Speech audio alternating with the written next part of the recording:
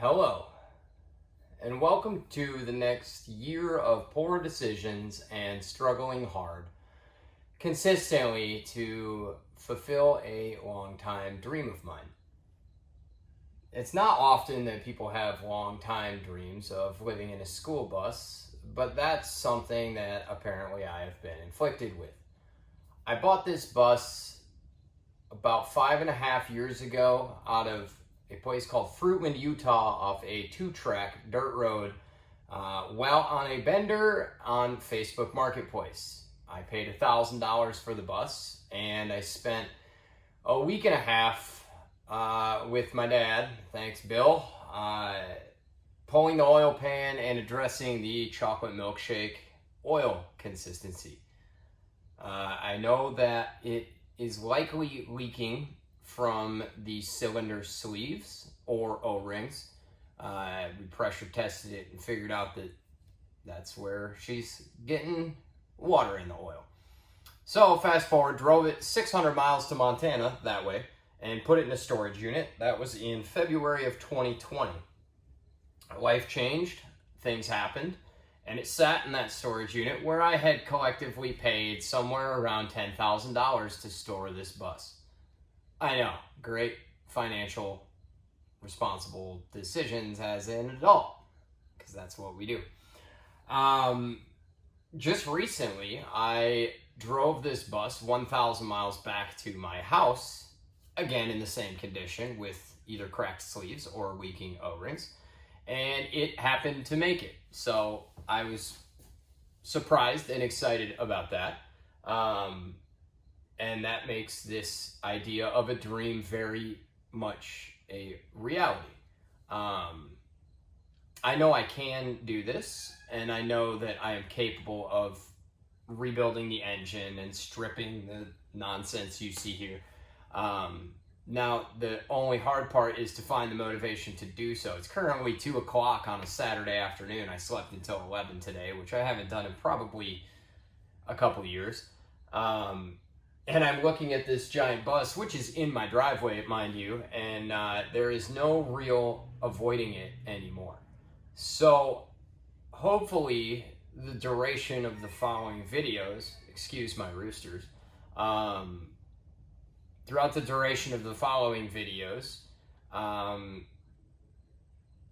you get to experience this whole process with me. And listen, I understand there's 1,000 influencers and plenty of schoolies and everybody and their partners trying to travel the world, and the Zoom boom is over and people are back to life and whatever. I mean, look, the point is here is this is something I've wanted to do for a long time.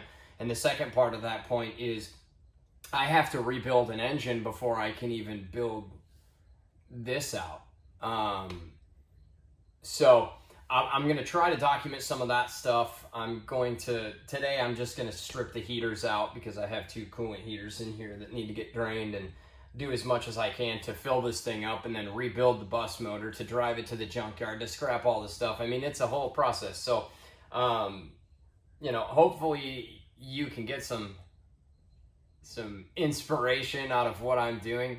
And at the end of this whole process, I'm not really sure what the end goal is. I don't know if I'm going to move into it full time and sell my house and sell all my cars. And, I don't know. But the point is I have to do it. And if I don't do it, then I probably never will. So I'll give you a little history on the bus. The bus is a 1997, manufactured in 1996, but 1997 Bluebird body model international engine with a fully mechanical 466 motor and a 6+1 manual transmission. And that's part of the reason I didn't get rid of this bus, is because it is a manual transmission. On the way home from Montana, I was doing about 75-ish miles an hour on the highway, loaded at about 24 to 2,500 RPM. So based on my readings, I'm a Volkswagen car guy. I'm not a bus guy, but based on my reading, that seems to be nominal load for these motors, 22 to 2,500 RPM. So I was pretty happy with that. The key ignition switch does not work, so I have my key right here, also known as the JobSmart screwdriver from Napa I bought in Utah a few years ago. And we just jumped the starter solenoid with that, but the engine itself is in pretty good shape. It was, you know, maintained by the Idaho School District of wherever land, and here's my Volkswagen pickup truck. And yeah, fully mechanical pump. So again, like, we have milkshake oil. We're not going to pop that right now, but that's the point of the rebuild. It is an 8-window bus, 28 feet bumper to bumper. The tires are very old, but look very good, so I wouldn't recommend risking it like I did and driving home on 13-year-old tires, but I didn't get a flat, and we're okay. So yeah, that's what she looks like. Not bad, really. It's about as tall as my house, which is good. I have the old man radio on in the garage to keep the mice away. And yeah, this entire build is going to be slowly supported by buying and selling cars, which I also do. So I got one in the garage to sell, and a little bit of money in the pocket, enough gumption and stupidity to give her a shot. So sorry for the long-winded intro to this, but I figured everybody would want a backstory. Let's get these coolant heaters out of here, I suppose. Total side note, my porch is right here, my door is right here, so it's real convenient. I can just step, and then notice my Sperry's here so I don't slip. Right into the bus. Nice little gap, you know, living quarters to living quarters. I also have 2 assistants. That's Big Black Chevy 454, and that's Zoe, who drinks puddle water as opposed to the tap water. So they must be putting something in the city water. I don't know. Lead Revival, they're going to fix all my pipes. All right, anyways, we're going to take these coolant heaters out. Coolant lines obviously run from the front heater all the way to the back heater. These are the only 2 seats that were in here. When I bought the bus, they were incredibly loud and obnoxious, bouncing up and down, so I screwed them back in thanks to my boy Tyler at Excel Pump and Well. Hit him up if you need some water holes drilled out in Montana. They let me use their shop, so I drilled a few to keep them less bouncy, because these guys were terrified. They sat there the whole time. Obviously 10 gallons of oil for whatever. All right, let's get to getting. I got to get a screwdriver. Now, I don't know if you've ever been in a school bus with, like, nothing going on in it. And also, sorry, you're going to have to see my butt this entire time, maybe. But it's real hot in here. I've read that all of these screws are usually broken, which first one, wouldn't you know, let me see if you can see that, is in fact broken. Great. So that's a good and a bad thing. Watch out, baby. Yeah. Yeah, they are all in fact rusted out. I mean, yeah, so like I said, that's a good thing and a bad thing. I mean, the real reason we're doing this is to see what the actual rust to rust ratio is on this. Oh yeah. That's what we're really dealing with. High quality, American made.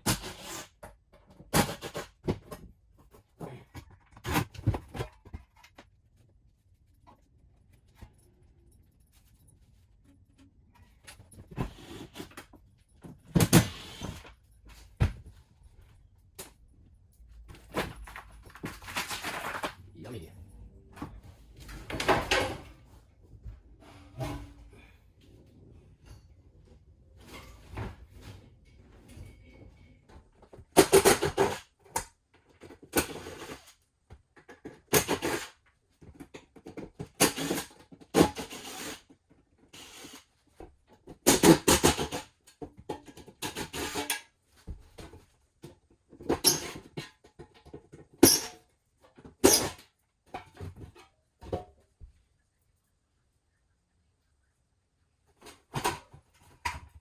So at this point, obviously any heater circuit runs out and back. So I'm wondering if I could run the pump to clear out the lines. Like disconnect the line there, run the pump, and it'll drain everything in the lines all the way back here. I'm gonna get this seat out first, I think, and then we'll give that a try. All right. Hey. So, upon further separation of things involved,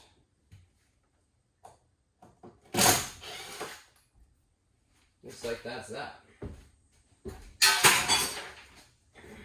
Okay. Okay, it's real hot.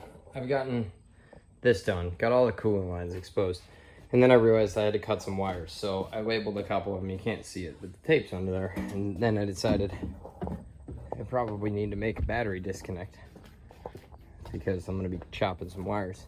So I did that. Real ghetto, but it works. It's in the off position to be off. And so now we're gonna do the messy part. It's real hot. I always pick like the hottest days to do this sort of stuff. I gotta put the door back on, battery disconnect first because the truck's in the way, so. Report back shortly. I think the wisest way to do this is gonna be to take those two out and try and loop them somehow. Maybe I cut one end of this first, but I gotta cut the wires. And like I said, those are labeled. So that's smart that I do that because, you know, I'm not real smart in other affairs. But yeah, we're gonna snip, try and loop these two together and see how much coolant we drain on the ground. It should be a fun time. Always have your electrical tape because we put that battery disconnect in mainly for the sake of making sure we don't bleed anything dry.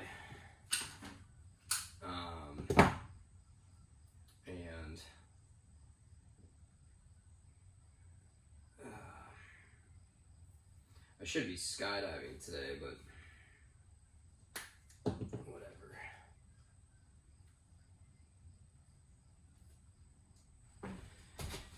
So upon further investigation in the front engine of the bus, it looks like I can drain it from the front, but we'd rather just painfully struggle and do it from the back, I think. So that's what we're going to try to do.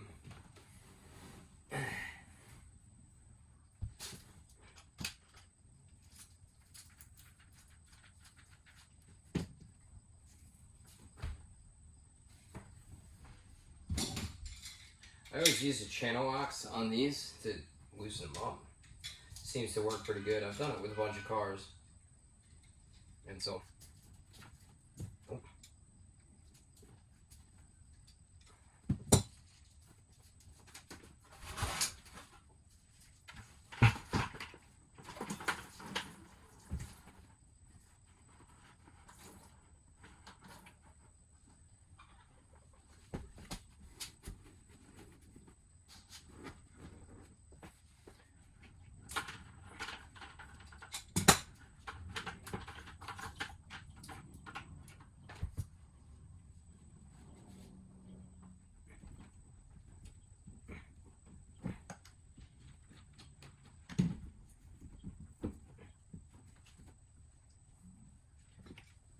This is where it gets fun.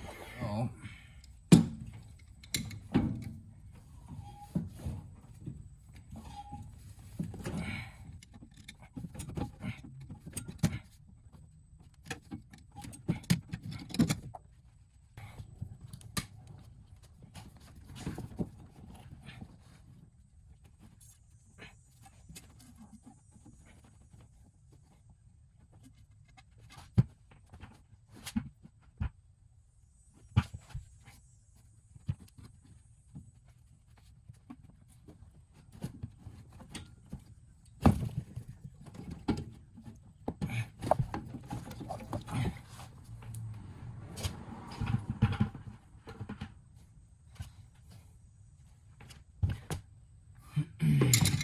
All right, not terrible.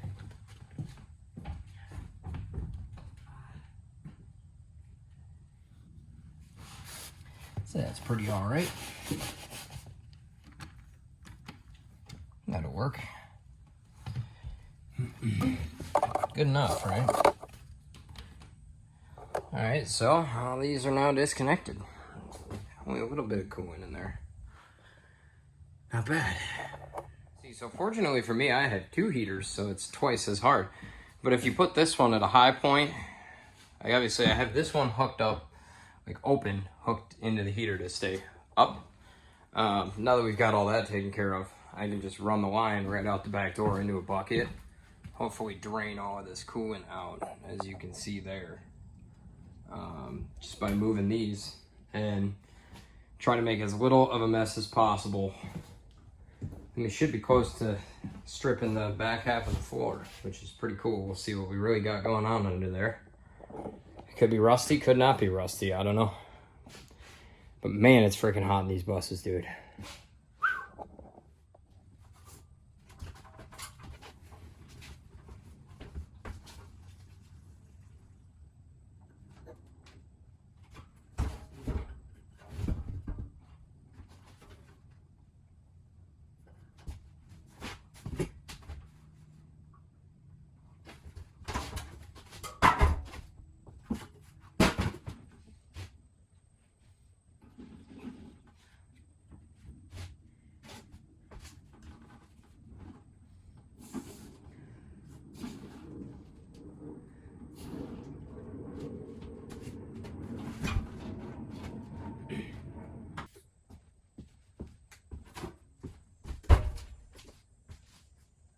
Now on to everybody's favorite part, pulling the trim pieces here on the corners. Then pull the glue up. See what we got. Now, there's a bunch of rusty screws. I like to contain said rusty screws, mainly so that I can put my hand in there later when it's full and stick it in really hard and try and cut myself to see if the tetanus shot really works. That's what I think. Otherwise, I'm gonna try and just strip the rear portion of it, like from here back, just to see really what we're working with. I got this corner to do. It's really handy to have yourself a little pry bar that you can see down there and just kind of get after it, you know. It's really all there is to do. Now, I don't remember what the way to do this is, but I got a big pry bar. And I know that this whip is already up. So is it just doing that? Some rust. What you do? What you got there? I just don't remember, or if I just like.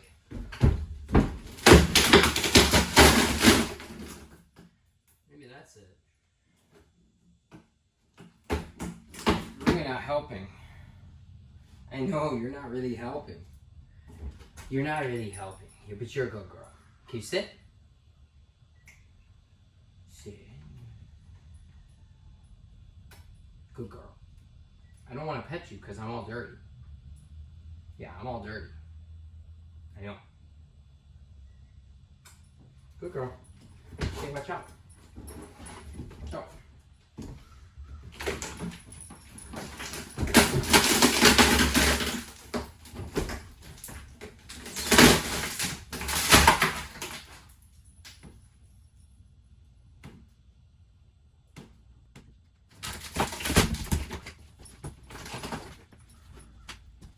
All right, first reveal. Not great, but not terrible. Huh.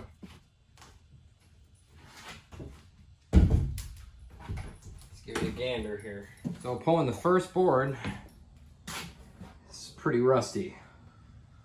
But really, it's not so much that it's soft or rotten through.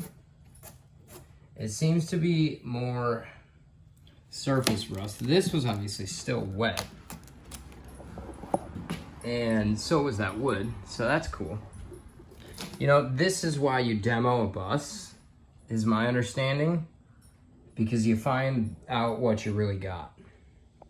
So I'm guessing the rear is gonna be pretty bad, and I'm guessing the front is gonna be pretty better. That's what I'm guessing.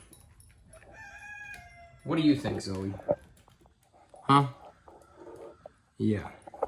All right, well, I guess we pop these two more rearward panels. We figure it out. Yeah. Then I gotta figure out how to get rid of all this stuff. But yeah, I had to do a little update when I was charging the phone, but the way I'm doing this is I got a circular saw. I'm running cuts to make them small to pull out, because this one goes across. The wheel well ones were shaped around the wheel well, and I found that if I peel it off with the rubber on it, I just take the old knife here, make a slice where it's holding on, and then bring her up. So let's see if I can do one of these and not look like an idiot. Let's set the phone up here. So, I know that this one is like halfway done. I can take the pry bar, see if I can get a bite of it. Now this one might not be that fun to do. There are some spots where it warps a little bit, so you know this one's gonna go all the way across. So I really want to get this one first.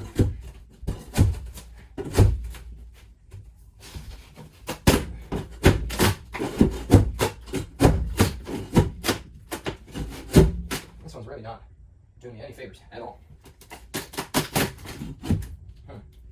Oh, this isn't going according to plan. We'll take this, we'll cut this board in half. I have it set just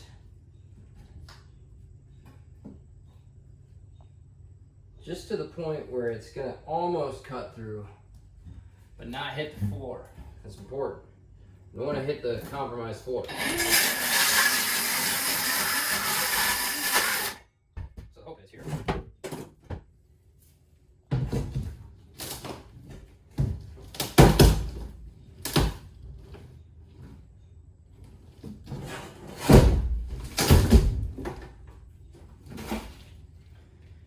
It's popping up over here, so the survey says if my knife was sharper that I should be able to cut through that. Nice.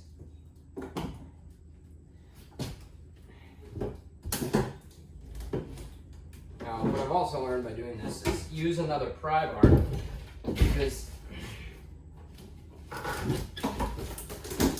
this glue has it held down better than you think.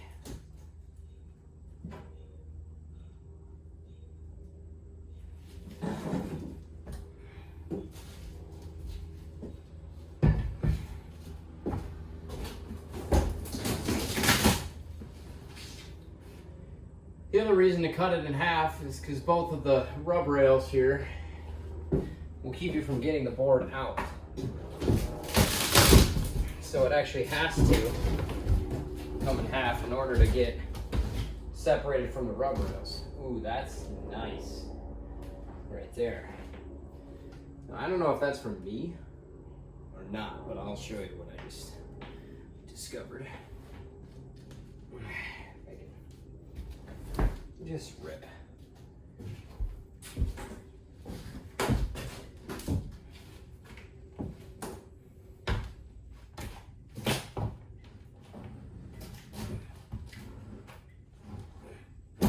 Ooh.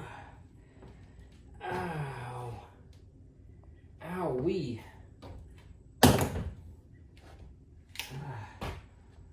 I'm doing this with a headache, kind of sick too. It's pretty great.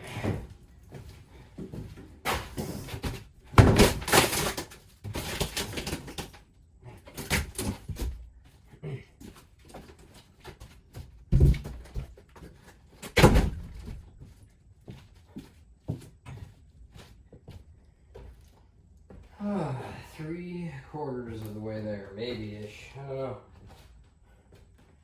Makes you wonder what you're gonna find next, really, every time. Alright, I had to sit down and take a short break.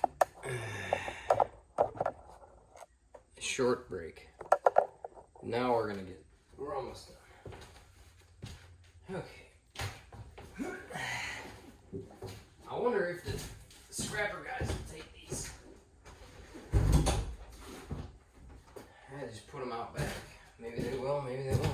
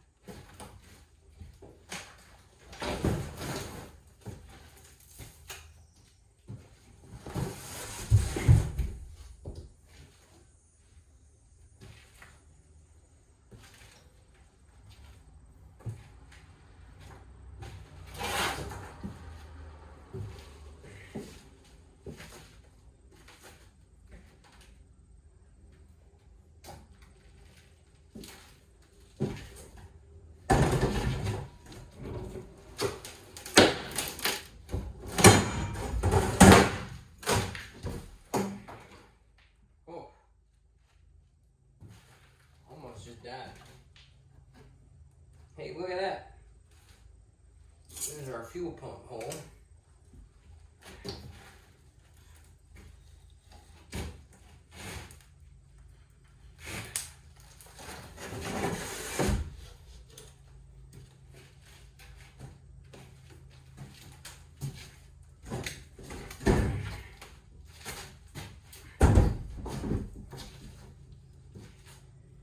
Nice.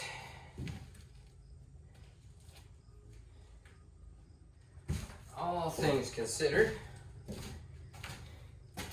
we're pretty much there. So the tough part about this is going to be what's right behind you and in front of me. Is I don't know if you strip the dash apart and pull the seat to get all that out. I want to keep that, the Bluebird, on the floor, but whoa, jump for that hole. But for this stuff, I mean, that's pretty simple. It's pretty straightforward. So now to clean her up and see how bad it really is. It doesn't, I mean, not great. But compared to some of the stuff I've seen on the old interwebs, it's looking pretty good. Yeah.